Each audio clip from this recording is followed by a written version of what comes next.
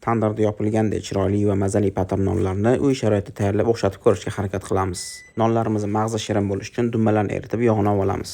2 kg oliy navli unga barcha mahsulotlarimizni solib qattiqroq xamir qora olamiz. Ishlatilgan barcha mahsulotlar hamda qo'shimcha ma'lumotlarni video ostidan topishingiz mumkin.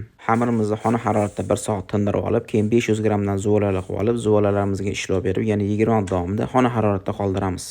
Zuvolalarga qanchalik yaxshi ishlov berilsa, pattern shakli shuncha yaxshi chiqishiga sabab bo'ladi. Yaxshilab tinib olgan zuvolalarimiz chetlarini pichoq yordamida tilib chiqib, o'rtasini maxsus moslama yordamida bosib, qo'limiz yordamida kengaytirib, nonimizni ochib olamiz.